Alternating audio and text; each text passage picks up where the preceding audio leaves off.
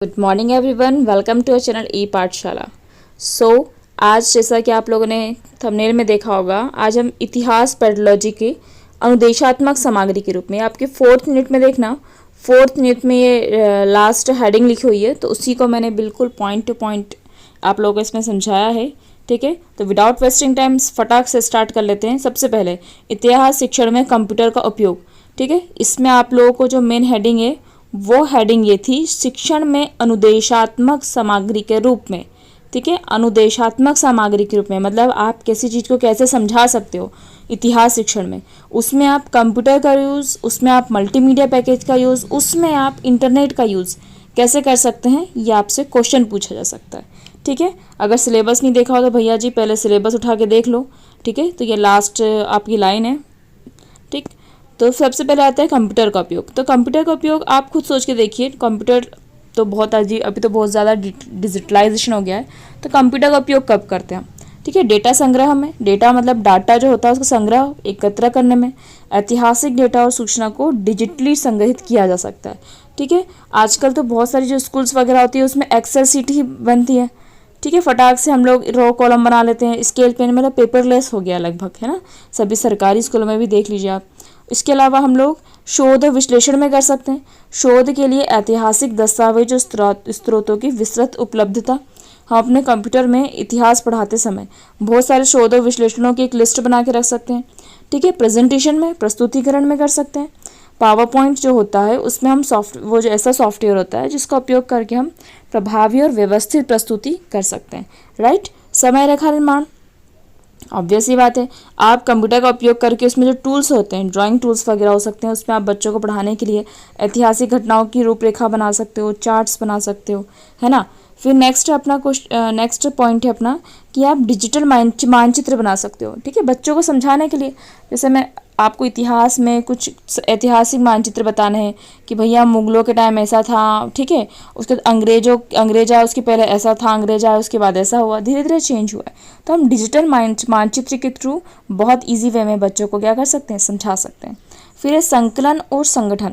तो ऐतिहासिक सामग्री डेटा को व्यवस्थित रूप से, ये तो वही देखा जाए तो ये डेटा संग्रह का ही हो जाएगा। ठीक है, उसका नेक्स्ट देखिए आप इंटरेक्टिव टूल्स हैं। ठीक है, जो आप कंप्यूटर में यूज़ कर सकते हो।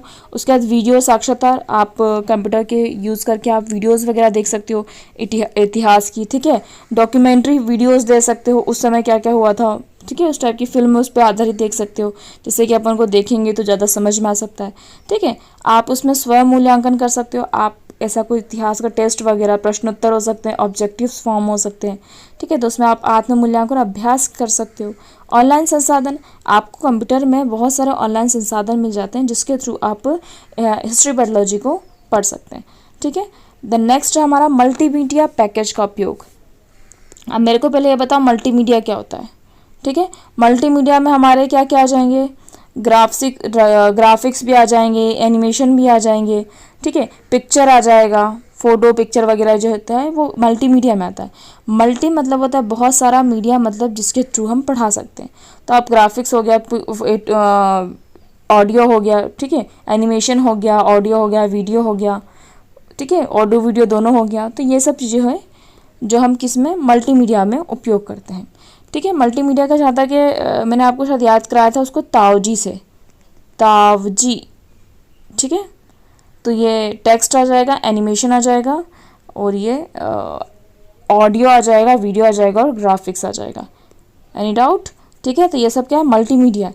तो मल्टीमीडिया का उपयोग कैसे कर सकते हो हिस्ट्री पढ़ाने में? आप दृश्य प्रस्तुतियाँ प्रस्तुत कर सकते हो, ऐतिहासिक घटना की वीडियो एनिमेशन हो सकता है, वर्चुअल टूर जो हो सकते हैं। ठीक है, आप उनको ऐतिहासिक जगहों का वर्चुअल टूर करा सकते हो। आजकल तो ड्रोन वगैरह से उसकी वीडियोस वगैरह बना लेते हैं, तो बहुत आसानी से आप उसको पढ़ा सकते हो।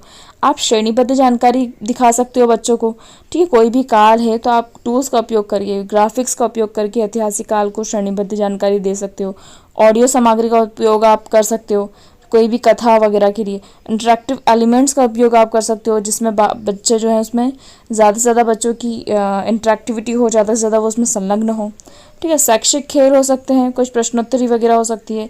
वास्तविक समय चित्रण आप कर सकते हो मल्टीमीडिया के उपयोग से। ठीक है, संबंधित सामग्री हो जाएगी। आप कोई भी चीज़ अगर बच्चों को पढ़ा रहे हो, अगर उससे संबंधित आप मल्टीमीडिया लेके आ गए, जैसे अगर मैं आपको अंग्रेज़ों के समय की बता रही हूँ, तो मैं अंग्रेज़ों के समय मतलब जैसे 1857 की बात बताऊँ, तो 1857 के साथ साथ मैं आप लोगों के लिए कुछ वीडियो भी लेके आई हूँ, कुछ फ़ोटोज़ लेके आई हूँ स्वतंत्रता सेनानियों के, कुछ उस समय जो थे। ठीक है, तो उससे क्या होगा, समकालीन सामग्री मैं आपको जब लेके आऊँगी तो आपको क्या होगा, उस घटनाओं से संबंधित ज़्यादा समझ होगी। ठीक है, समकालीन संदर्भ की बात करें तो ऐतिहासिक घटनाओं को आधुनिक संदर्भ में प्रस्तुत किया जा सकता है। संज्ञानात्मक अनुभव, ठीक है, मतलब देखा जाए तो आप एक साधन का उपयोग नहीं कर रहे हो, आप बहुत सारे साधनों का उपयोग कर रहे हो एक चीज़ को पढ़ाने में। तो ऑब्वियस सी बात है, जब आप एक ही चीज़ को अलग अलग चीज़ों से देखोगे, पढ़ोगे, सुनोगे, ठीक है, तो वो चीज़ क्या होगी, आपको ज़्यादा बेहतर तरीके से समझ आएगी। देन लास्ट हम लिखेंगे इंटरनेट का उपयोग। ठीक, तो इंटरनेट का उपयोग आप लोग कैसे कर सकते हो, ऑनलाइन शोध हो गया, क्यों नहीं कर सकते हैं ना, ऑनलाइन शोध वगैरह की जानकारी इंटरनेट और कंप्यूटर में लगभग सेम ही आ जाएगा। ठीक है, डिजिटल लाइब्रेरी आपको इंटरनेट पे मिल जाएगी, आपको खूब बुक वगैरह लाइब्रेरी वगैरह खूब जाने की या फिर कुछ करने की ज़रूरत नहीं है, आपको डिजिटल लाइब्रेरी मिल जाएगी। जो सी बुक आप सर्च करोगे वो बुक आपको डिजिटल लाइब्रेरी मिल जाएगी। ठीक है, NIOS हो गया, वो आपको बुक दे रहा है, NCERT की बुक्स हो गया, खुद NCERT दे रहा है, UGC ओपन जो होती है जितनी भी एग्ज़ाम्स वगैरह वो आपको बुक्स देते हैं। ठीक है, वर्चुअल टूल ऑब्वियस सी बात है, अभी बता दिया, ऑनलाइन स्रोत वगैरह हो गए हैं, विशेषज्ञ चर्चा, जो सेमिनार्स वगैरह होते हैं, जो चर्चाएं होती हैं, सम्मेलन होते हैं, जो सरकारी कामकाज, जैसे मोदी जी का जो चलता है एक वो कॉन्फ्रेंस वगैरह जो भी बोलते हैं, तो उसका लाइव प्रसारण भी आपके सामने किया जाता है।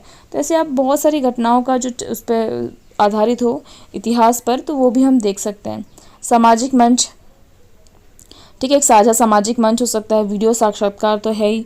ठीक है, शैक्षिक वेबिनार उसको बोलते हैं जो वेब के थ्रू चलते हैं, जो seminars, they are called webinars. ठीक है, अद्यतित जानकारी, अद्यतित मतलब होता है अप टू डेटेड जानकारी, हमको उसमें इंटरनेट के थ्रू मिल सकती है।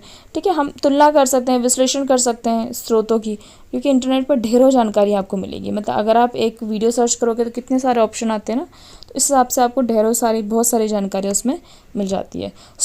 इन संसाधनों का उपयोग इतिहास शिक्षण को अधिक प्रभावी और आकर्षक बनाने के लिए किया जा सकता है, जिससे विद्यार्थियों को ऐतिहासिक विषयों की बेहतर समझ और अनुभव प्राप्त हो सके।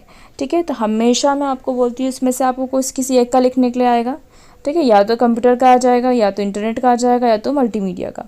आपको पहले की 2 लाइन में उसके बारे में थोड़ा लिखना है, उसके बाद आपको ये पॉइंट्स लिखने हैं। ठीक है, और उसके बाद लास्ट में आपको निष्कर्ष लिखना अति आवश्यक है। तो ये आंसर लिखने का एक फॉर्मेट होता है। ओके, सो आज के लिए इतना ही, मिलते हैं आप नेक्स्ट वीडियो में। Thank you for watching my video.